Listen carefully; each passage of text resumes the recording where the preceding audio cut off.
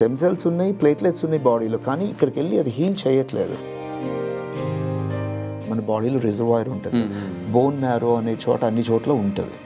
అక్కడి నుంచి తీసి ఆ మిలియన్స్ ఆఫ్ సెల్స్ని ఎక్కడైతే ప్రాబ్లం కట్ అయిందో అక్కడ ప్లేస్ చేయటం వల్ల ఏంటంటే ఈ సెల్స్ ఒక ట్రాన్స్ఫార్మ్ అయ్యే ఛాన్స్ ఉంది. అయ్యే కొత్త బ్లడ్ సప్లై అవుతుంది, కొత్త ఫైబ్రస్ టిష్యూ ఫామ్ అవుతుంది.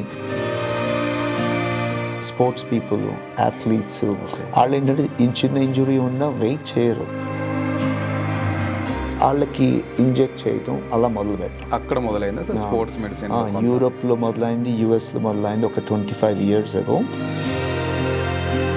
Mainly when you say regenerative medicine అంటే ఫస్ట్కి వచ్చేది స్టెమ్ సెల్స్ అని వస్తుంది అండి, దెన్ ప్లేట్లెట్స్ అని ఉంటుంది, ఇంకా మిగతా గ్రోత్ ఫ్యాక్టర్స్, సైటోకైన్స్ అని మన బోన్ మ్యారో నుంచి కానీ బ్లడ్ నుంచి కానీ ఎక్స్ట్రాక్ట్ చేయొచ్చు ఈ రెండు మెటీరియల్స్ని.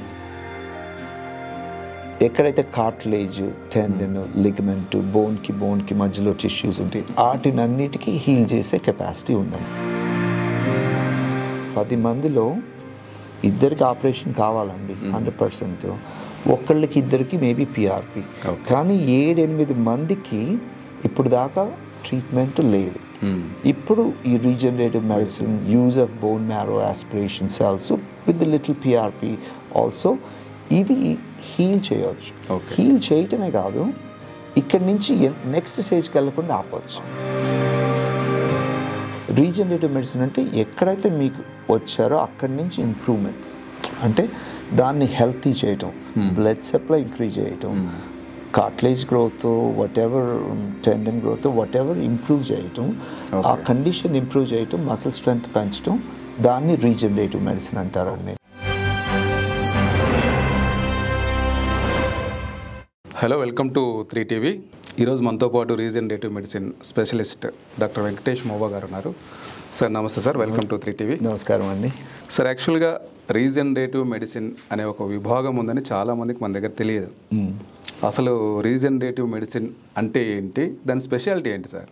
మీరు చాలా కాలంగా దీని మీద వర్క్ చేస్తున్నారు. సో రీజనరేటివ్ మెడిసిన్ అనేది ఒక కాన్సెప్ట్ కాదండి. ఇప్పుడు కొన్ని ఒక ఫ్యాడ్ లాగా రావటం అట్లా కాదు. This is an actually subset అన్నమాట. ఆర్థోపెడిక్స్ ఫీల్డ్లో సబ్సెట్, నాన్ ఆర్థోపెడిక్స్ ఫీల్డ్స్లో కూడా regenerative medicine is a subset, అంటే recognised field worldwide basically. ఇప్పుడు నేను ఏంటంటే orthopaedics is my speciality, sports medicine నా బ్యాక్గ్రౌండ్ అండి. సో స్పోర్ట్స్ పీపుల్, అది orthopaedics, joints related is my field అనమాట. సో ఆర్థోపెడిక్స్ అంటే అంత సర్జరీ, ఆపరేషన్ అని అనుకుంటా. కార్డియాలజీలో ఇంటర్వెన్షన్ లాగా స్టెంట్స్ వేసే వాళ్ళ అది ఇది అట్లా అన్నమాట. ఇప్పుడు స్టెంట్స్ వేసే వాళ్ళు ఇంటర్వెన్షన్, కానీ ఫుల్ సర్జరీ కాదు. సో ఈ ఫీల్డ్ అలాంటిది అనమాట. ఇప్పుడు ఇదివరకు ఎందుకు రాలేదు ఇన్ని రోజులు, ఇది ఒక టెక్నాలజీ. ఎందుకు రాలేదంటే దేంతో ఇంప్రూవ్ చేయాలో తెలియలేదు. మనకేంటంటే రీసెర్చ్ ద్వారా ఒక లాస్ట్ 20-25 years నుంచి ఏం తెలిసిందంటే, మన బయోలాజికల్ మెటీరియల్స్ ఉంటాయి బాడీలో, మన గ్రోత్ ఫ్యాక్టర్స్ అని ఉంటాయి, స్టెమ్ సెల్స్ అని ఉంటాయి, సైటోకైన్స్ అని ఉంటుంది, ప్లేట్లెట్స్, వీటిలో ఏంటంటే హీలింగ్ కెపాసిటీ ఉంటుంది. ఇప్పుడు మనకి ఫర్ ఎగ్జాంపుల్ ఏమన్నా కట్ అయినా, ఏమన్నా బ్రేక్ అయినా మనం హీల్ అయిపోతాం కదా. ఎందుకు అవుతాం? మన ఓన్ సెల్స్ వెళ్ళి లోపలికి వెళ్ళి హీల్ చేస్తున్నాయి. ఆ మెకానిజం ఉంది బాడీ ఉంది. మరి అలాగే కదా మనం ఇప్పుడు మనకందుకు మనం రీజనరేట్ చేసుకుంటా. ఇప్పుడు స్కిన్ పోతుంటే స్కిన్ వస్తుంది, బోన్ కట్ అయితే హీల్ అవుతుంది, ఏం చేయట్లేదు. కానీ కొన్ని పార్ట్స్ ఉంటాయి బాడీలో, ఏది కార్టిలేజ్ అని, లిగమెంట్ అని, అట్లా ఈ పార్ట్స్లో బ్లడ్ సప్లై తక్కువ ఉంటుంది. లైక్ మెనిస్కస్ అంటాం, లేబ్రమ్ అంటాం. ఇదేంటంటే ఒక ఫైబ్రస్ టిష్యూ లాగా ఉంటుంది. మనకి బ్లడ్ సప్లై ఎక్కువ ఉండదు అందులో. ఉండకపోతే ఏమవుతుంది, మళ్ళీ రిప్లెనిష్ చేసుకోవడం కష్టం అవుతుంది, ఏమైనా డ్యామేజ్ అయిందంటే. సో లేట్ ఉంటుందా, అసలు ఉండదా సార్? ఇదండి లేట్ ఉంటుందా దాని హీలింగ్? హీలింగ్ లేట్ అవుతుంది, ఎందుకంటే బ్లడ్ లేకపోతే ఏంటంటే మన ఓన్ స్టెమ్ సెల్స్ లోపలికి వెళ్ళలేవు. అర్థమైందా? అది ఏజ్ని బట్టి కాదు. ఇప్పుడు చిన్నపిల్లలు కూడా ఇంజురీ అయ్యి అది కట్ అయింది అనుకోండి, చిన్నపిల్లలకి షోల్డర్లో కట్ అయింది అనుకోండి, వాళ్ళు కూడా హీల్ అవ్వరు. అనుకోవాలి కదా, వాళ్ళు చిన్నపిల్లలు చాలా సెల్స్ ఉంటాయి వాళ్ళ జనరల్గా.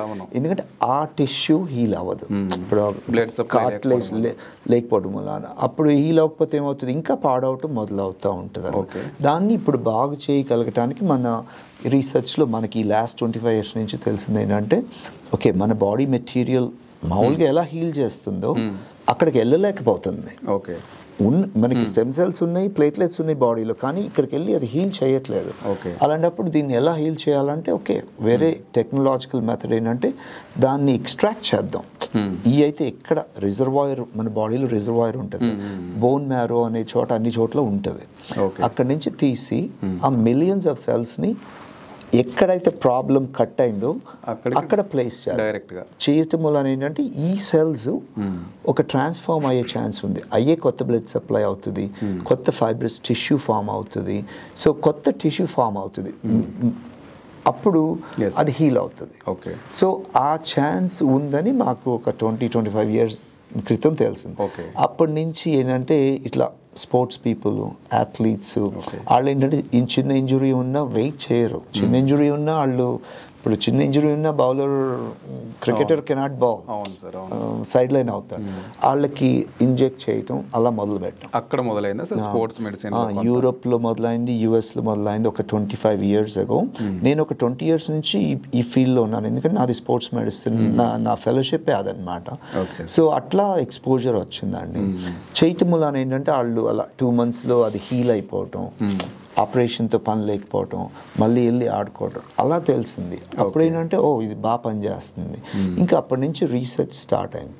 ఓకే, అట్లా ఒక 5 డాక్టర్లు, 10 డాక్టర్లు, 20 డాక్టర్లు, 100 డాక్టర్లు, అట్లా ఒక ఆర్గనైజేషన్ లాగా యుఎస్లో ఒక one of the bigger organization region X అని ఒకటి ఉంటుందండి. సో ఇప్పుడు we have more than 200 doctors. ఇదేంటంటే ఇన్ని ప్రాక్టీసెస్ నుంచి ఇంతమంది పేషెంట్స్ని చదువుదాం అని ఒక్కటే ప్రోటోకాల్, ఒకటే కాన్సన్ట్రేషన్ ఇంజెక్ట్ చేద్దాం, ఒకే చోట నుంచి ఇద్దాం అన్ని పేషెంట్స్కి. వీళ్ళందరినీ 3 monthsకి 6 monthsకి రీసెర్చ్ చేద్దాం మొదలుపెట్టి చేసి ఏంటంటే ఎక్సలెంట్ రిజల్ట్స్ వస్తున్నాయి. ఓకే, సో డేటా ఉంది, అది పబ్లిష్ చేయగలదు న్యూస్ పేపర్స్ కానీ, జర్నల్స్, మెడికల్ జర్నల్స్, అలా వరల్డ్ వైడ్ ఇదే డేటా మల్టిపుల్ ప్లేసెస్ నుంచి వచ్చింది. ఫ్రాన్స్ నుంచి వస్తుంది, జర్మనీ నుంచి వస్తుంది, ఇలా యూనివర్సిటీస్లో హై దిస్ ఇస్ వర్కింగ్ ఒక గ్రూప్ లాగా, అలా ఒక సబ్సెక్షన్ రీజనరేటివ్ మెడిసిన్ ఫామ్ అయిందండి. ఒక స్పెషాలిటీ కింద గుర్తిస్తుంది మొత్తం ప్రపంచం అంతా. ఆర్థోపెడిక్స్ ది ఫామ్ అయింది. There is stem cell usage even 30-40 years ago also for other conditions. ఇప్పుడు కొన్ని మన బోన్ మ్యారో డిసీజెస్, జబ్బులు ఉన్నప్పుడు స్టెమ్ సెల్ వాడటం, ట్రాన్స్ఫర్ అట్లా జరుగుతుంది. We know there is something. Even cornea transplantation లో కూడా వాడుతున్నట్టుగా మనం చూసాం సార్. మనకి ఐడియా ఉండటం వేరు, కానీ ఇది పనిచేస్తుందా, ఇది సేఫా అని చెప్పాలంటే లక్షల వేల మీద జరగాలి. ఇప్పుడు ఏదైనా డ్రగ్ ఇప్పుడు మనకి మార్కెట్లోకి వచ్చిందంటే అనుకుని రాలేదు, వాళ్ళు వేల మీద టెస్ట్ చేసి అన్ని 3 phases 3 phases అయిన తర్వాత బయటకు వచ్చింది.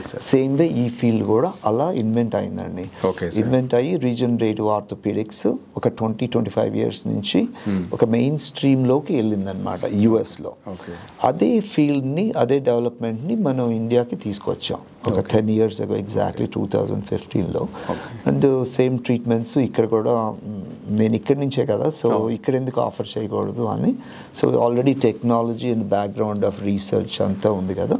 So we spoke with the governmental organizations, వాళ్ళ దగ్గర నుంచి పర్మిషన్స్ కావాలి to use the stem cells కానీ, బోన్ మ్యారో కానీ.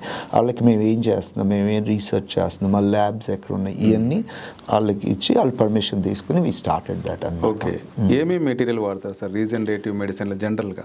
Mainly when you say regenerative medicine అంటే ఫస్ట్కి వచ్చేది స్టెమ్ సెల్స్ అని వస్తుందండి, దెన్ ప్లేట్లెట్స్ అని ఉంటుంది, ఇంకా మిగతా గ్రోత్ ఫ్యాక్టర్స్, సైటోకైన్స్ అని మన బోన్ మ్యారో నుంచి కానీ బ్లడ్ నుంచి కానీ ఎక్స్ట్రాక్ట్ చేయవచ్చు ఈ 2 మెటీరియల్స్ని.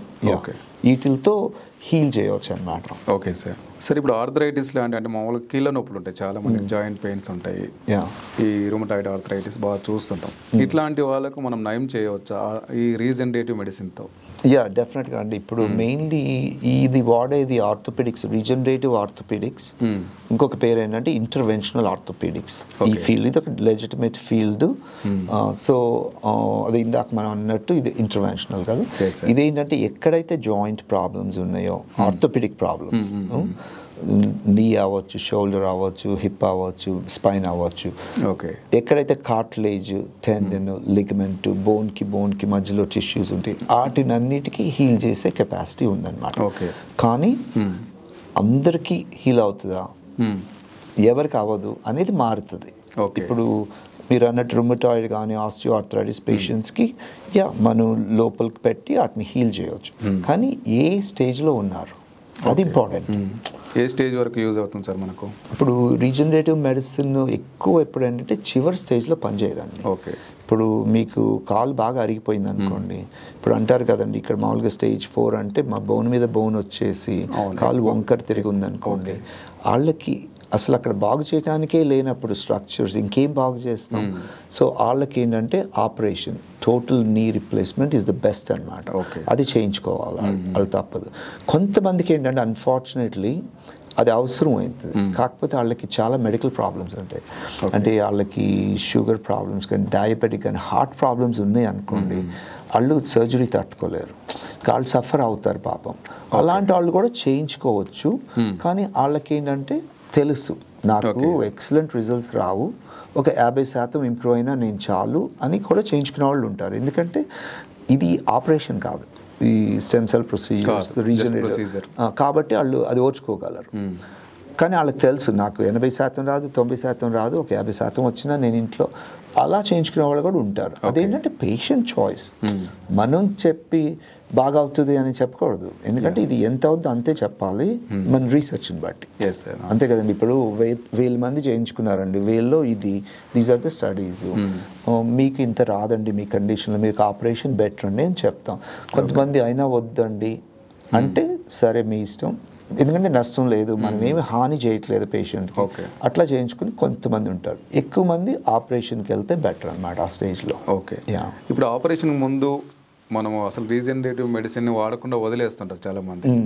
దీని మీద మీరు ఎట్లా స్పందిస్తారు సార్? అంటే అసలు మెయిన్ ప్రాబ్లం అదేనండి. ఇప్పుడు ఏమవుతుందంటే, ఇప్పుడు మీరే ఉన్నారు, ఇప్పుడు మీకు చిన్న కట్ అయింది, ఇక్కడ మెనిస్కస్ కట్ అయింది అనుకోండి, మామూలుగా అవుతుంది, ఏజ్తో అవుతుంది, యాక్సిడెంట్ అవుతుంది, ఇంజురీతో అవుతుంది, నడకతో అవుతుంది, ఎప్పుడైనా అవ్వచ్చు. అది మామూలుగా ఒక లెక్క ప్రకారం. ఇంకో రకంగా చూస్తే అది ఒక స్టేజ్ 1 ఆర్థరైటిస్ అనుకోండి, కార్టిలేజ్ ఇలా కట్ అయింది, ఇక్కడ మనకి ట్రీట్మెంట్స్ లేవు.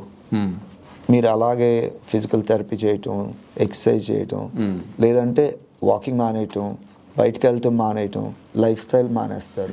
అంటే ఇంకేంటి, ఒక రకంగా వెయిట్ పుట్ ఆన్ చేస్తారు. అంటే ఇంకొక గివ్ అప్. మీరు ఓన్లీ 30-40s, మీరేం 80-90 ఇంట్లోకి వచ్చిన ఏజ్ కాదు.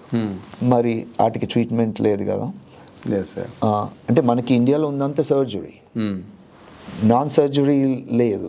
యుఎస్లో కూడా లేదు 10 years ago, 15 years ago. ఇప్పుడు ఇదంతా ఈ రీజనరేటివ్ ఫీల్డ్ రావటం మూలాన ఆ ఆపర్చునిటీ వచ్చింది. ఇప్పుడు 10 మందిలో 8 మంది మీలాగా నాలాగే ఉంటారు, చిన్న నొప్పులు, చిన్న కార్టిలేజ్ లాస్, అట్లాగా బోన్ మీద బోన్ వచ్చి ఉండవు. ఒక 2-3 ఉంటారు బోన్ మీద బోన్, వాళ్ళకి ఆపరేషన్ కావాలి, 100% కావాలి. కానీ 7-8 మంది మీలాగా నాలాగా ఉంటారు, కానీ నేను బాగా అవ్వాలి. ఇప్పుడు నాకు మెనిస్కస్ టేర్ ఉంది, నాది అది బాగా అవ్వాలి. అవ్వకపోతే ఇప్పుడు నేను జిమ్కి వెళ్ళలేను, నేను వర్క్ సరిగ్గా చేయలేను, నా లైఫ్ పోతుంది.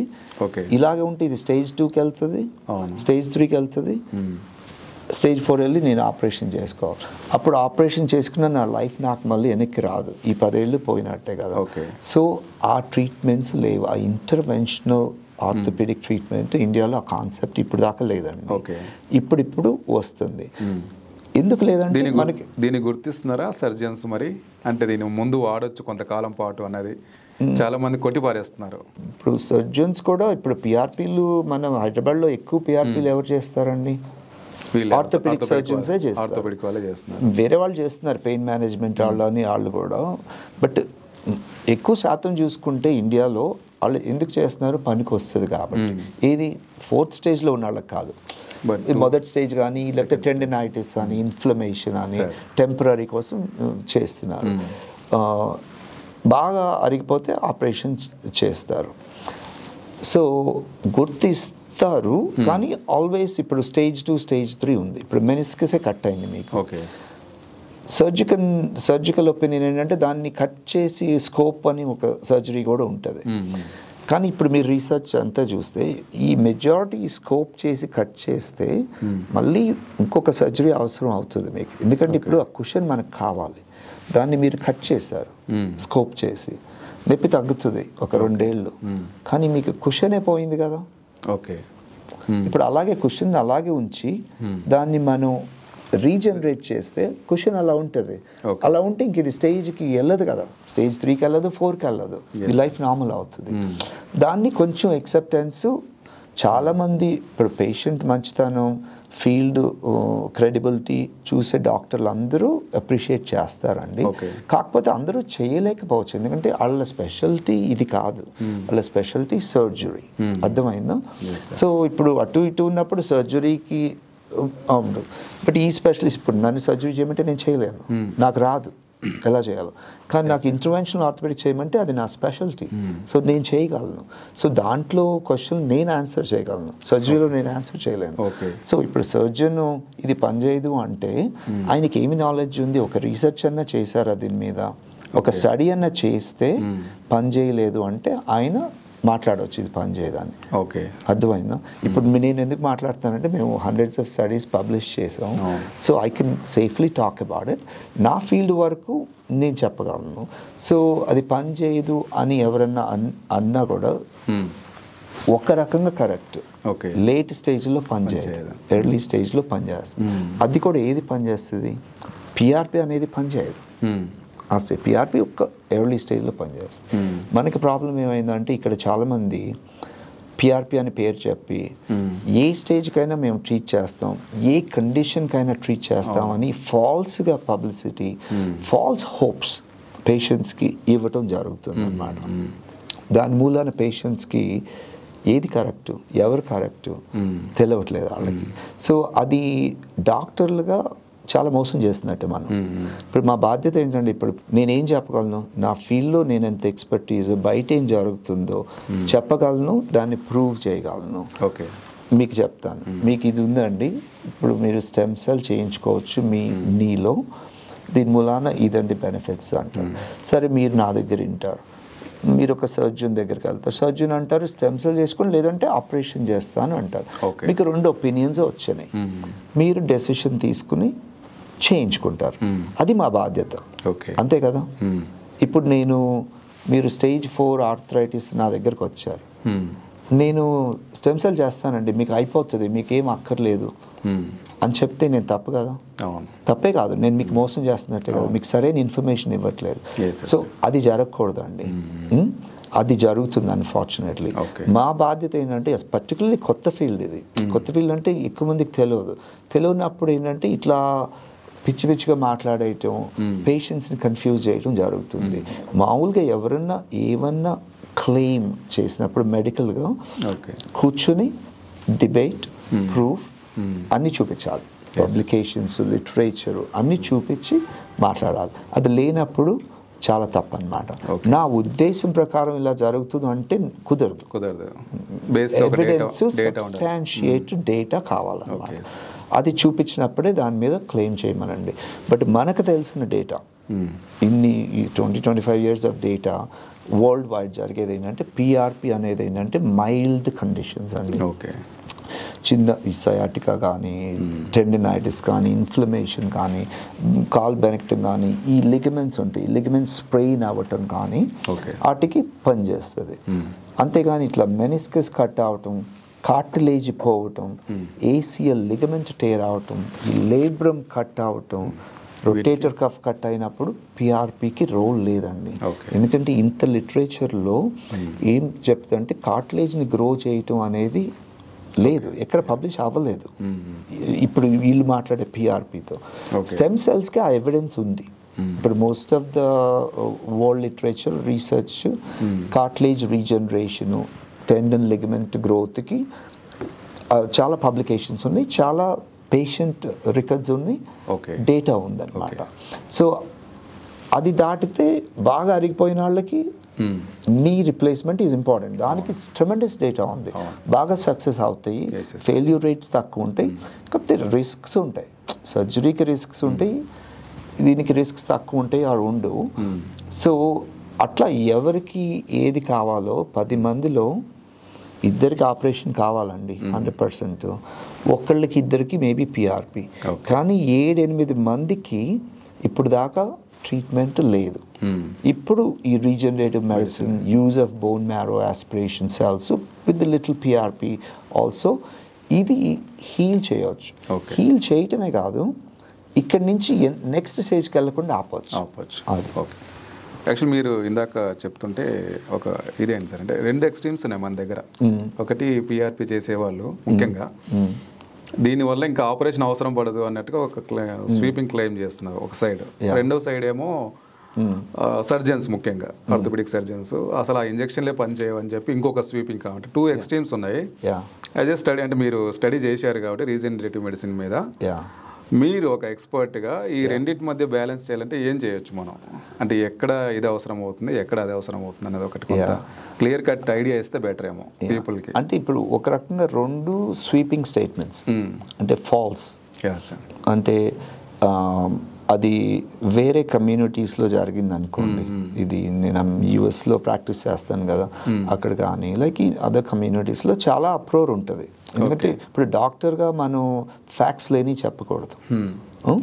సో ఇప్పుడు ఏం జరుగుతుందంటే ఇప్పుడు పిఆర్పి మీరు అన్నట్టు పిఆర్పి వాళ్ళు అన్ని మాయం అవుతుందని, సర్జరీ అవసరం లేదని అంటే అది ఆల్మోస్ట్ ఒక క్రిమినల్ కింద లెక్క లిటరల్లీ. ఓకే. ఇప్పుడు పేషెంట్స్ మాకు పవర్ ఉంటుందండి. పేషెంట్స్ మమ్మల్ని నమ్ముకుంటారు. ఎందుకంటే డాక్టర్ నాకు సరైన ఇప్పుడు వాళ్ళ బాడీ మన చేతిలో పెడుతున్నప్పుడు ఈయన నాకు సరైన ఒపీనియన్ ఇస్తారు అనే ఒక ధైర్యంతో నమ్మకంతో ఉంటారు. వాళ్ళకి మా బాధ్యత ఏముంటుంది, కరెక్ట్ ఒపీనియన్ ఇవ్వాలి. ఇచ్చిన తర్వాత పేషెంట్ డిసైడ్ చేసుకుంటారు అది కరెక్టా ఇది కరెక్టా, ఇది నచ్చినట్టుంది అది నచ్చలేదు, వాట్ ఎవర్ పేషెంట్ డెసిషన్. మనం ఎప్పుడు పేషెంట్ని ఇది చేసుకో అది చేసుకొని ఇన్ఫ్లుయెన్స్ చేయకూడదు రాంగ్ ఇన్ఫర్మేషన్తో. సో ఇప్పుడు మీరు అడిగిన క్వశ్చన్కి పిఆర్పికి ఏం జరుగుతుందంటే నేను చెప్పినట్టు వెరీ ఎర్లీ స్టేజ్ మినిమల్ 10 మంది ప్రాబ్లమ్స్తో వస్తే షోల్డర్, నీస్, బ్యాక్ కానీ ఇద్దరికే పిఆర్పితో హీల్ అయ్యే ఛాన్స్ ఉందండి. ఇంకా అంతకన్నా కట్ ఎక్కువ అయ్యి స్టేజ్ పెరిగిందంటే స్టెమ్ సెల్స్కి ఎవిడెన్స్ ఉంది, బాగా ఎవిడెన్స్ ఉంది. ఇంకా మరీ అరిగిపోయిందంటే ఆపరేషన్. సో ఇప్పుడు ఆపరేషన్లు పనిచేయటం కరెక్టే, ఈ పిఆర్పీలు పనిచేయటం కరెక్టే, కానీ అందరికీ ఆపరేషన్లు పనిచేయవు, అందరికీ పిఆర్పీలు పనిచేయవు. ఈ 3 రకాల పేషెంట్స్కి 3 రకాలు పనిచేస్తాయి అన్నమాట. సో వన్ సర్జన్స్ మీరు అన్నట్టు ఇది బోగస్ అంటూ చాలా తప్పు, అది ఇర్రెస్పాన్సిబుల్. ఎందుకంటే ఏ బేసిస్ మీద అంటున్నారు? ఓకే. ఇప్పుడు ఎవరో ఒక పిఆర్పి ఇలా చెత్తగా మాట్లాడిన మూలాన ఫీల్డ్ని అనాల్సిన అవసరం లేదు కదా. ఆ మనిషి తప్పు, నేనే చెప్తున్నాను ఆ మనిషి తప్పు. ఆ మనిషి అన్నాడో 2 అన్నారో వాళ్ళు చాలా తప్పు, అది ఖండించాలి. అది అసలు మార్కెట్లో అలా ఉండకూడదు. అంతేకాని ఫీల్డ్ రాంగ్ అంటూ అది తప్పు. సర్జన్స్ కూడా అందరు కాదండి, చాలా మంది సర్జన్ నాకు తెలిసి చాలా మంది సర్జన్స్ ఫ్రెండ్స్ అందరూ అన్నీ చేస్తారు. But unethical and non truth మెసేజెస్ని ఖండించడానికి అలా అనుండొచ్చు. Okay sir. సరే, ఈ రీజనరేటివ్ మెడిసిన్ విషయంలో అంటే మీ దృష్టికి వచ్చిన అపోహలు ఇంకేమైనా ప్రజల్లో ఎట్లాంటివి ఉన్నాయి, క్లియర్ చేయొచ్చామని ఏమన్నా?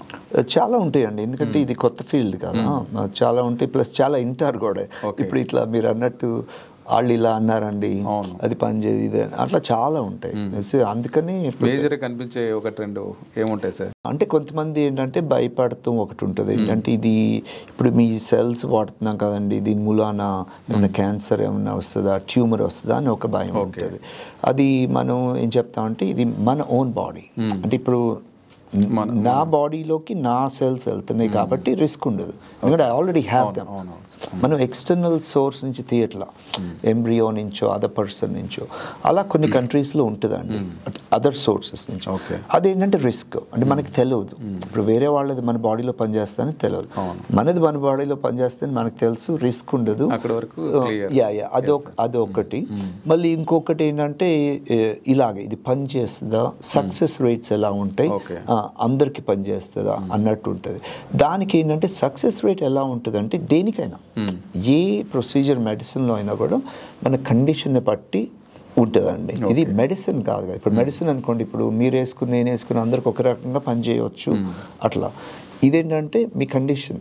ఇప్పుడు మీరు చాలా ఎర్లీ స్టేజ్లో వచ్చారనుకోండి, మొదటి టైంలోనే కార్టిలేజ్ పోవటం అలా వచ్చారనుకోండి, మీరు హెల్తీగా ఎక్సర్సైజ్ చేసే హ్యాబిట్ ఉందనుకోండి, మీకు అసలు ఎక్సలెంట్ సక్సెస్ రేట్. ఇప్పుడు స్పోర్ట్స్ ఆడేవాళ్ళు ఎర్లీగా వస్తారు, మంచి షేప్లో ఉంటారు, చేసినామంటే వెళ్ళి మళ్ళీ ఇండియాకి ఆడటం, ఇంటర్నేషనల్ స్పోర్ట్స్ ఆడతారు. ఎలా ఆడుతున్నారు? బికాజ్ వాళ్ళకి ఎక్సలెంట్ సక్సెస్, ఆల్మోస్ట్ 100% లాగా.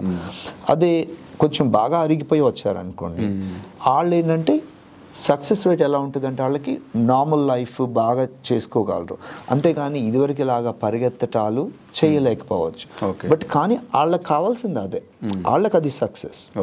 అర్థమైందా? ఇప్పుడు బాగా కొంచెం ఏజ్ బాగా అరిగిపోయి వచ్చి వాళ్ళకి 70% వచ్చినా చాలు అన్నారు అనుకోండి, వాళ్ళకి అది సక్సెస్ రేట్. 70% మీకు వస్తే సక్సెస్ అవ్వదు. సక్సెస్ అనేది మన కండిషన్ బట్టి, మన ఎక్స్పెక్టేషన్ బట్టి ఉంటుంది. అదేంటంటే ఆ అపోహలు ఉంటాయి, ఇది చేసుకుంటే మాయమైపోద్ది, అది చేస్తే అని ఉంటుంది. వాటిని అదొక క్వశ్చన్ వస్తుందండి మాకు బాగా, అంటే ఎవరికి పని చేస్తుందండి, నాకెంత సక్సెస్ వస్తుంది అని. అదేంటంటే మేము క్లియర్గా ఎక్స్ప్లెయిన్ చేసి చెప్పాలంటే, ఇప్పుడు మీలాంటి కండిషన్, మీది స్టేజ్ 1, 2, 3 అండి, ఇలాంటి స్టేజెస్లో ఇట్లా మీ మసిల్ వీక్నెస్ ఉంది, మీకు అంత రాకపోవచ్చు, మీరు స్ట్రెంగ్త్ పెంచుకోవాలి, మీకు యాంగిల్స్ రాంగ్ ఉన్నాయి, కార్టిలేజ్ తగ్గింది, ఇవన్నీ ఒక ఎంఆర్ఐ, క్లినికల్ ఎగ్జామినేషన్ అన్నీ చూసిన తర్వాత ఏంటంటే ఒక ఎడ్యుకేటెడ్ మనం ఒపీనియన్ ఇవ్వచ్చు. మీరుకి కొంచెం మోడరేట్గా అయిందండి, you can expect good results, these are the data, ఇట్లా జరుగుతుంది. లేదండి మీకు సివియర్గా అయింది, మీరు ఎక్కువ ఎక్స్పెక్టేషన్ రాదండి, మీరు మేబీ ఆపరేషన్కి వెళ్ళండి అని చెప్పవచ్చు. సో అది నెంబర్ 1 రీజన్ పీపుల్ ఆస్క్ అన్నమాట. పెయిన్ మేనేజ్మెంట్ అనేది మన ఎక్కడ చూసినా ఈ మధ్య కాలంలో ఎక్కువగా కనిపిస్తున్నాయి. అవునండి. అసలు ఈ pain management and regenerative medicine రెండు సేమా, డిఫరెన్సెస్ ఉన్నాయి వీటికి? యాక్చువల్లీ రెండు ఆపోజిట్ అండి. Totally opposite. ఎలా సార్? ప్రాబ్లం ఏంటంటే ఇక్కడ పెయిన్ మేనేజ్మెంట్ అని చెప్పి రీజనరేటివ్ అంటున్నారు. ఇప్పుడు పెయిన్ మేనేజ్మెంట్ అంటే ఏంటంటే పేరులోనే ఉంది కదా, పెయిన్ని మేనేజ్ చేస్తాం, అంతేకాని పెయిన్ ఎందుకు వచ్చిందో దాన్ని తీయట్లేదు. ఇప్పుడు కొంతమందికి క్యాన్సర్ వచ్చి నొప్పి ఉంది అనుకోండి, క్యాన్సర్ పోవట్లేదు, పెయిన్కి బ్లాక్ ఇస్తున్నాం. కొంతమందికి మందులు ఇస్తాం, పెయిన్ మెడిసిన్ నొప్పి తగ్గటానికి. కొంతమందికి నరాలు కాలుస్తాం నొప్పి, అది పెయిన్ మేనేజ్మెంట్. రైట్? కాజ్ని తీయట్లా, మనం కాజ్ని ఇంప్రూవ్ చేయట్లా, పెయిన్ని మేనేజ్ చేస్తున్నాం. ఇప్పుడు రీజనరేటివ్ అంటే ఏంటంటే ఉన్నదాన్ని పాడు చేయటం కాదు, బాగు చేయగలిగితే బాగు చేస్తాం, చేయలేకపోతే ఆపరేషన్కి వెళ్తాం. రీజనరేటివ్ మెడిసిన్ అంటే ఎక్కడైతే మీకు వచ్చారో అక్కడి నుంచి ఇంప్రూవ్మెంట్స్, అంటే దాన్ని హెల్తీ చేయటం, బ్లడ్ సప్లై ఇంక్రీజ్ చేయటం, cartilage growth, whatever tendon growth, whatever improve చేయటం, ఆ కండిషన్ ఇంప్రూవ్ చేయటం, మసిల్ స్ట్రెంగ్త్ పెంచడం, దాన్ని రీజనరేటివ్ మెడిసిన్ అంటారు. సో ఇక్కడ ఏం జరుగుతుందంటే చాలామంది పిఆర్పి అని ఇస్తున్నారు కదా, ఒట్టి పిఆర్పి ఇవ్వట్లేదు. ఏం జరుగుతుందంటే ముందు ఏం చేస్తున్నారంటే ఇప్పుడు ఈ నొప్పి ఉంది అనుకోండి మీకు, దానికి ఈ నరాలు ఉంటాయి ఇక్కడ, జెనిక్యులర్ నర్వ్స్ అని ఉంటాయి, వాటిని బౌండ్ చేస్తున్నారు, కాలుస్తున్నారు. అది రేడియో ఫ్రీక్వెన్సీ అబ్లేషన్ అంటారు, RFA అంటారు. అట్లా చేయకూడదు సార్? అది చేస్తే ఏంటంటే నొప్పిపోతుంది, బ్లాక్ అవుద్దాం అక్కడ. కానీ ఆర్థరైటిస్ పోతుందా మీకు? లేదు కదా, నొప్పి పోతుంది. ఇంకా నొప్పి కొంచెం తెలియదు, ఏది ఒక 3 నెలలు 4 నెలలు 6 నెలల దాకా నొప్పి ఉండదు. అంతేగాని ఆర్థరైటిస్ బాగా అవ్వలేదు మీకు, మళ్ళీ అది పోయినామంటే నొప్పి ఇంకా బాగా రావటం, ఆర్థరైటిస్ ఇంకా పాడవటం, ఎందుకంటే మీకు ఫీడ్బ్యాక్ లేదు కదా, తెలియలేదు అది సరిగ్గా. దాన్ని పెయిన్ మేనేజ్మెంట్ అంటారండి. అది చేసుకోవచ్చు, ఎవరు చేసుకోవచ్చు? ఇప్పుడు మీరు బాగా పాడైన నీ ఉంది, బాగా పాడైంది, మీకు ఇంకా ఆపరేషన్ కావాలి, కానీ మీరేమంటారు, నాకు చాలా బిజీ ఉంది, మేబీ భయంగా ఉంది, లేకపోతే ఒక 6 నెలల తర్వాత చేసుకుంటా, 1 year తర్వాత చేసుకుంటా అని అంటారు. మరి ఈ 1 year దాకా మీకు నొప్పి ఎలా? అందుకని ఆ రేడియో ఫ్రీక్వెన్సీ బర్నింగ్ అబ్లేషన్ చేసుకోవచ్చు, చేసుకుంటే నొప్పి తగ్గుతుంది. జాయింట్ పోయినా పర్లేదు, ఎందుకంటే నేను ఎలాగో మారుస్తున్నాను అనే ఉద్దేశంతో అప్పుడు చేసుకోవచ్చు. అది పెయిన్ మేనేజ్మెంట్. కానీ ఇప్పుడు మీరు మీ వయసులోనే వచ్చారు, ఇది ఉంది, మీరేమంటారు, నాకు ఇది బాగా అవ్వాలండి, నాకు పెద్ద ఆపరేషన్ వద్దు, దీన్ని ఇంప్రూవ్ చేయాలి అంటే ఆ రేడియో ఫ్రీక్వెన్సీ చేస్తే ఏమవుతుంది, మీకు నొప్పి తెలియదు, అది ఇంకా పెరిగి ఇంకా ఎక్కువ కట్ అయ్యే ఛాన్సెస్ ఉంది. సో అది రీజనరేటివ్ మెడిసిన్ కాదు. ఇప్పుడు జరుగుతుంది ఏంటంటే ముందు అది బర్న్ చేస్తున్నారు, చేసేసరికి ఏంటంటే పేషెంట్ నెక్స్ట్ డే నుంచి నాకు నొప్పి తగ్గిపోయిందంట, దాంతోపాటు పిఆర్పీలు ఇస్తున్నారు. పేషెంట్ అనుకుంటున్నాడు నాకు పిఆర్పీతో నొప్పి చాలా తగ్గిపోయింది. అండ్ వీళ్ళు కూడా ఏమంటున్నారంటే చూడండి స్టేజ్ 4 వాళ్ళకి కూడా పిఆర్పీతో ఎలా తగ్గించాము అంటున్నారు. పేషెంట్స్కి తెలియట్లేదు ఏం జరుగుతుందో. కొంతమందికి తెలిసినా వాళ్ళకి ఎక్స్ప్లెయిన్ చేయట్లేదు. మేబీ ఒక 3-4 months తర్వాత అంటే వాళ్ళకి ఎక్స్ప్లెయిన్ చేయట్లేదు, మేము ఇది చేస్తున్నాం ముందు, దీని మూలాన తగ్గుతుంది, పిఆర్పీ మూలాన కొంచెం ఇంప్రూవ్ వచ్చే ఛాన్స్ ఉందని చెప్పట్లేదు. పిఆర్పీ ట్రీట్మెంట్కి వెళ్తున్నాను, పిఆర్పీ మూలాన నాకు తగ్గింది అని ఉన్నారు. పిఆర్పీలు కానీ స్టెమ్ సెల్స్ కానీ ఏమి 1-2 daysలో తగ్గేది కాదండి. ఇది హీలింగ్ మెకానిజం. బాడీ హీల్ అవ్వాలంటే మినిమం 4 weeks, 5 weeks, 6 weeks కానీ రెస్పాన్స్ రాదు. ఇప్పుడు మీకు ఏమైనా చేసినా 2nd month నుంచి స్లైట్ ఇంప్రూవ్మెంట్స్ వస్తాయి, ఇమ్మీడియట్ రాదు. సో అది జరుగుతుంది. సో డిఫరెన్స్ ఏంటంటే pain management is that, regenerative medicine is this. ఇప్పుడు జరిగే మీరు చెప్పినట్టు ఇట్లా ఈ మోసాల్లో ఏం జరుగుతుందంటే ఇది చేసి అది అంటున్నారు, అది పేషెంట్కి మోసం చేసినట్టే. అంటే చిన్న కండిషన్ ఇంకా పెద్దగా చేసినట్టు 6 నెలల తర్వాత, అర్థమైందా? మళ్ళీ 6 నెలల తర్వాత వెళ్ళి ఆపరేషన్ చేసుకోవటమో లేకపోతే స్టెమ్ సెల్స్కో వస్తారు. సో ఈ లోపు ఉన్నది పాడు చేసినట్టే కదా. సో అది రాంగ్ అన్నమాట. సో అది ఆ డిఫరెన్స్ ఈ రెండింటి మధ్య ఉంది. సార్ అలాగే ఆర్థోపెడిక్ సర్జన్లకు ఈ రీజనరేటివ్ మెడిసిన్ విభాగానికి సంబంధించిన వాళ్ళ మధ్య కొంత కాంట్రడిక్షన్ కూడా ఉన్నట్టు కనిపిస్తుంది కదా సార్. అది దాన్ని ఏమైనా రిజాల్వ్ చేసుకుని ఎట్లా రిజాల్వ్ చేసుకోవాలి? మంచి డాక్టర్ సర్జన్ అవ్వచ్చు, లేకపోతే ఇంటర్వెన్షనిస్ట్ అలాగే ఇంటర్వెన్షనల్ ఆర్థోపెడిక్స్ అవ్వచ్చు. ఇప్పుడు మా ఉద్దేశం ఎలా ఉంటుంది, ఇప్పుడు నాకు ముందు పేషెంట్ వచ్చారంటే మీకు ఏది మంచిది, మీరు నన్ను నమ్ముకుని వచ్చారు, నా ఒపీనియన్ కోసం వచ్చారు, మీకు ఏది మంచిదో చెప్పాలి. సర్జరీ అవసరం లేకపోతే సర్జరీ లేదు, సర్జరీ అయితే చెప్పాలి. సర్జన్స్ కూడా అలాగే చెప్పాలి. ఎందుకంటే ఇప్పుడు వాళ్ళ మదరో ఫాదరో ఉన్నప్పుడు ఏం చేస్తాం, వాళ్ళకి ఏం చేస్తాం అదే చేయాలి బేసిక్, అంతే కదా. సో అలా చాలామంది సర్జన్స్ ఇప్పుడు ఏదైనా కొత్త ఫీల్డ్ వచ్చినప్పుడు ఎలా ఉంటుంది అంటే అండి కొంచెం రెసిస్టెన్స్ ఉంటుంది. ఇప్పుడు ఎగ్జాంపుల్ చెప్తాను, ఇప్పుడు నేను యూఎస్లో ప్రాక్టీస్ చేస్తాను కదా, 10 to 12 years ago యుఎస్లో, ఇప్పుడు ఇండియాలో ఏం జరుగుతుంది రీజనరేటివ్ ఫీల్డ్, యుఎస్లో అది 10-12 years ago అట్లా ఉంది. సో ఏమైందంటే సర్జికల్ ఫీల్డ్స్కి ఇంకా అంటే అప్పటికి ఇంకా పబ్లికేషన్స్ రీసెర్చ్లు కొంచెం వస్తున్నాయి కదా, ఇంకా లేదు అది మాకు ప్రూవ్ అయ్యేదాకా మేము నమ్మం అని ఒక రెసిస్టెన్స్ ఉంటాం. అండ్ ఆల్సో కొంచెం టర్ఫ్ వార్ కూడా ఉంటుంది అండి, ఇది నా ఫీల్డ్ నువ్వెవరు టైప్ కూడా ఉంటుంది, అది అన్ని ఫీల్డ్స్లో ఉంటుంది. సో అది మొదలైంది ఇట్లాగే జరుగుతుంది, లేదు ఇది పని చేస్తుంది, లేదు ఇది పని చేయదు, వాట్ ఎవర్. ఓవర్ పీరియడ్ ఏమవుతుంది, పేషెంట్స్కి ఇవ్వటం, రీసెర్చ్ చేయటం, సర్జన్స్ కూడా ఇంజెక్ట్ చేయటం, వాళ్ళ పేషెంట్స్కి ఇంప్రూవ్ అవ్వటం, కొంతమందికి సర్జరీస్ చేయటం, అట్లా ఒక ఎక్సెప్టెన్స్ వచ్చింది. పేషెంట్కి మంచి చేస్తున్నాం కదా, 2 కావాలి పేషెంట్కి. కొంతమందికి సర్జరీ కావాలి, ఎక్కువ మందికి ఇది కావాలి అని అర్థం చేసుకుంటారు. ఇప్పుడు ఎలా ఉందంటే యుఎస్లో కలిసి పనిచేస్తాం, ఇక్కడ కలిసి పనిచేస్తాం. అంటే ఇప్పుడు పేషెంట్ వచ్చాడంటే మీకు ఇదైతే ఇదమ్మా, ఒకటే గ్రూప్లో ఉంటాం, ఒకటే ఉంటాం. ఇండియాలో ఇప్పుడు ఎలా ఉందంటే ఇప్పుడే అది జరుగుతుంది. ద రీజన్ ఎందుకంటే తెలుసు, ఇటుపక్క ఈ పిఆర్పి గ్రూప్ అంటున్నారు కదండి, వీళ్ళు really not qualified in order to provide the call. ఇప్పుడు వీళ్ళు ట్రూత్ఫుల్గా చెప్పి అన్ని కరెక్ట్గా చేస్తే 2 కలిసే ఛాన్స్ ఉంది. వీళ్ళ స్టేట్మెంట్స్తో పేషెంట్స్ని మోసం చేసి ఈ స్టేట్మెంట్లు ఇచ్చిన వీళ్ళు క్వాలిఫైడ్ కాదు. ఇండియాలో ఏంటంటే సర్జికల్ హెవీ, అంటే 90% సర్జన్స్, ఇంటర్వెన్షన్ ఫీల్డ్ లైక్ మీ వెరీ ఫ్యూ. అంటే నేను అక్కడి నుంచి వచ్చాను, అట్లా ఇప్పుడిప్పుడే వస్తున్నారు. వీళ్ళు రియల్లీ నాట్ ఇంటర్వెన్షనల్ రీజనరేటివ్ స్పెషలిస్టులు కాదు.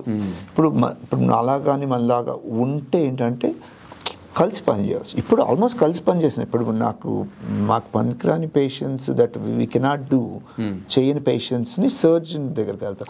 కొంతమంది సర్జన్స్ సర్జరీ వద్దని అది ఆల్రెడీ జరుగుతూనే ఉంది. కాకపోతే ఇంకొంచెం యూనిటీ ఉంటే ఏంటంటే ఈ బయట టాక్ ఊరికి వీళ్ళని బ్యాడ్ అంటాం అవన్నీ ఉండకూడదు. దీనివల్ల ఏంటంటే పేషెంట్ నష్టపోతున్నాడు, పేషెంట్కి అర్థం అవ్వట్లేదు. సో అది వస్తుందండి. ఎందుకంటే నేను అన్నట్టు ఇప్పుడు రీజనరేటివ్ మెడిసిన్ ఇప్పుడు ఆంధ్రాలో తెలంగాణలో 60-70% చేసేది సర్జన్సే.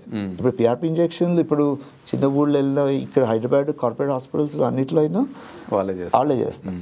ఈ పిఆర్పి గ్రూపులు కొన్ని ఇట్లా చెత్తగా మాట్లాడటం అది తప్పు. బట్ అసలు పేషెంట్కి కావాల్సినప్పుడు సర్జన్సే చేస్తున్నారు. చేసి పేషెంట్ని బాగైనప్పుడు బాగు చేస్తున్నారు, లేదంటే సర్జరీ చేస్తున్నారు. స్టెమ్ సెల్స్ అవసరమైతే మా దగ్గరికి పంపిస్తారు అట్లా. సో అది జరుగుతుంది. కానీ ఒక ఓవరాల్ మీరు అన్నట్టు ఎలా జరగాలంటే ఇప్పుడు యూనిటీ రావాల్సిన అవసరం. ఇప్పుడు కార్డియాలజీలో కలిసి పనిచేస్తారు. 20 years ago ఇదే గొడవ యుఎస్లో కూడా. ఆ ఫీల్డ్ పడలేదు, చాలా గొడవలు అండి. ఇప్పుడు చూస్తే ఇండియాలో కూడా కలిసిపోయి ఇప్పుడు ఏ హాస్పిటల్కి వెళ్ళినా ఒక కార్డియాక్ సర్జన్ ఉంటాడు, ఇంటర్వెన్షనిస్ట్ ఒకటే టీంలో ఉంటాడు. మీకు ఇదండి ఇది అది ఎవరికి బెటర్? పేషెంట్కి చాలా బెటర్. ఏది కావాలంటే అది చేసుకోవాలి. ఆ స్థితికి రావాలండి. సో వస్తుంది. ఎందుకంటే ఇట్లా ఇప్పుడు నాన్ ఫ్యాక్చువల్ మాట్లాడే వాళ్ళని కంట్రోల్ చేయాలండి. పేషెంట్స్కి ట్రూత్ తెలవాలి, పేషెంట్లే డిసైడ్ చేసుకోవాలి. ఇప్పుడు ఎవరు చేయక్కర్లేదు. ఇప్పుడు సైన్స్ ఇది, ఈ సైన్స్ని ఇప్పుడు పాడు చేసి ఇలా మాట్లాడితే ఇంత డెవలప్మెంట్ వరల్డ్ అంతా బెనిఫిట్ అవుతున్నప్పుడు ఒక మంచి ఉద్దేశంతో మనం ఆంధ్రాకి తీసుకొచ్చి పెట్టినప్పుడు 10 years ago ఇది అందరికీ ఇంత బెనిఫిట్ అవుతున్నప్పుడు దీన్ని ఎందుకు పాడు చేస్తారు? ఇప్పుడు అందరు బెనిఫిట్ తీసుకుంటున్నారు. So let's get the benefit. మన పేషెంట్స్ కూడా have the right choices. So అది ఇట్స్ నాట్ అందరి మైండ్లో ఆల్రెడీ చేస్తున్నాం ప్రిన్సిపల్ వైజ్. ఇట్లా ఒక 2-3 బ్యాడ్ యాపిల్స్ ఉంటాయండి. ఇట్లా వాళ్ళు కంట్రోల్లోకి రావాలి, ట్రూత్ మాట్లాడాలి అట్లా. సరే, సర్జరీస్ కవర్ అయినట్టుగా ఈ రీజనరేటివ్ మెడిసిన్ కూడా ఇన్సూరెన్స్ కవర్ అవుతుందా? క్లెయిమ్ చేసుకోవచ్చా? అట్లా ఉందా మన దగ్గర? అంటే ఇది కొత్త ఫీల్డ్ కాదండి. కొత్త ఫీల్డ్ అనేసరికి ఇన్సూరెన్స్ కంపెనీస్ కూడా ఇంకా టైం పడుతుంది. వీ హ్యావ్ సమ్ ఇన్సూరెన్సెస్, అంటే ఇప్పుడు కార్పొరేట్ ఇన్సూరెన్సెస్ కొన్ని ఉంటుంది. వాళ్ళు ఏంటంటే they see the benefit. Okay, ఇప్పుడు ఈ పర్సన్కి సర్జరీ అక్కర్లేదు, ఈ పర్సన్ కావాలి, అట్లా కొన్ని కేస్ బై కేసు కొన్ని అప్రూవల్స్తో చేసుకున్నారు. అంతేగాని ఇంకా మొత్తం ఒక ఇండస్ట్రీ ఇక్కడే కాదు, ఈవెన్ యుఎస్లో ఇప్పుడిప్పుడు మొదలవుతుంది. సో కొత్త ఫీల్డ్ ఎప్పుడైనా టైం పడుతుంది. అంటే వాళ్ళ ప్యానల్లోకి వెళ్ళాలి, ఇది takes time.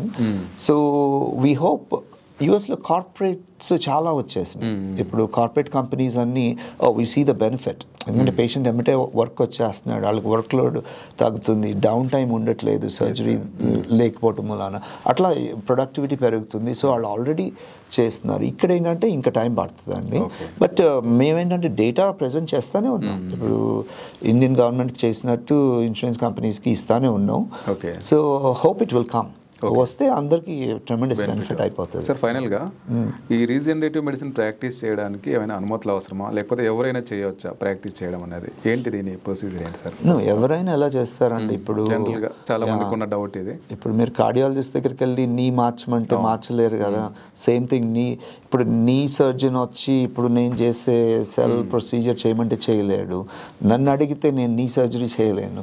So everybody have to have enough qualifications ఉండాలి. నెంబర్ 1 ట్రైనింగ్ ఉండాలి, అండ్ దెన్ ఆ ఫీల్డ్ ఆ ఇంటర్వెన్షన్స్ ఉండాలి. ఇప్పుడు మాకేంటంటే సమ్ క్వాలిటీ కంట్రోల్స్ ఉంటాయండి యూఎస్లో. Basically not everybody can claim, అంటే ఒక ముందు క్వాలిఫై అవ్వాలి, చేయాలి. ఇండియాలో కూడా ఏమైందంటే ఒక పిఆర్పి వరకు కొంచెం లూజ్ రెగ్యులేషన్స్ ఉన్నాయి. అది కూడా ఎవరు పడితే వాళ్ళు చేస్తే ట్రైనింగ్ లేకుండా, టెక్నాలజీ లేకుండా బెనిఫిట్స్ ఏమొస్తుందండి పేషెంట్కి? So you always want to have the highest training. PRP అనేది ఏంటంటే ఒక ఇంజెక్షన్ బేస్డ్ అయింది కాబట్టి కొంచెం అలౌడ్ ఉంటుంది. But when you come to మాలాగా బోన్ మ్యారో స్టెమ్ సెల్స్ అవి చేయడానికి ఏంటంటే గవర్నమెంటల్ పర్మిషన్స్, అప్రూవల్స్ కావాలి. ఎందుకంటే ప్రూవ్ చేయాలి. ఇప్పుడు we have to prove our research method and we should have ethics committee అని ఉంటుంది, అది ఒకటి ఉంటుంది మాకు. All the specialist nationwide specialist వాళ్ళు అప్రూవ్ చేయాలి. దెన్ ఐసీఎంఆర్ గవర్నమెంటల్ దగ్గర నుంచి పర్మిషన్స్ ఉంటే వాళ్ళు they allow us to do not only treatments కాదు, they are even allowing us to do future experiments of culturing the cells for other conditions also. So అట్లా అవి తీసుకోవాలి. అవి తీసుకున్న తర్వాత you can do it. So some of the big hospital units have those permissions, just like that we have the permissions.